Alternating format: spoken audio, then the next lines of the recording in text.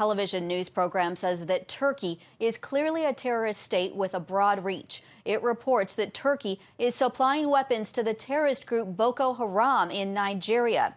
10 TV host Nashat Al-Delhi reported on a leak confirming an intercepted phone call from a few years back confirming the action.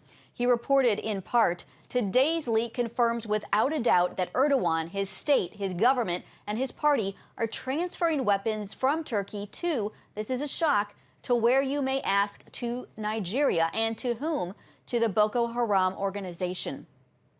Well, Raymond Ibrahim, a journalism fellow at the David Horowitz Freedom Center and an expert on the Middle East and Islam, joins us now with more on this. Welcome, Raymond. Hello, Heather. Are you surprised by this report? What's your take on it? No, I'm not surprised. And my take on it is that the actual tape that was made that you referenced and you quoted was made apparently in 2014 or 15.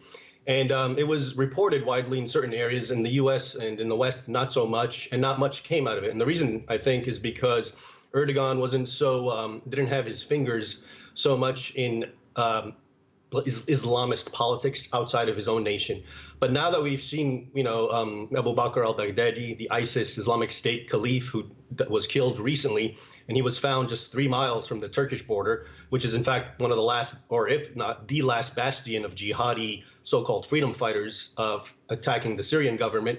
It's brought it up again, the fact that everyone is saying, well, look, he's supporting ISIS. So now we're remembering, and that was, I think, the point of the Egyptian show, we're bringing back to see that there's some continuity here. It's not just right next door to Syria, to Turkey, meaning Syria. He's involved with some of the absolute worst Islamic terror groups. Remember, Boko Haram, which its name loosely means Western education is forbidden, haram, was basically doing what ISIS is notorious for years before ISIS. So the whole, head chopping, crucifying, massacres, enslaving women and children, burning people alive, Boko Haram was doing that. And one of the things that international observers have been noticing, especially increasingly, is that their armaments, their weapons, are very sophisticated.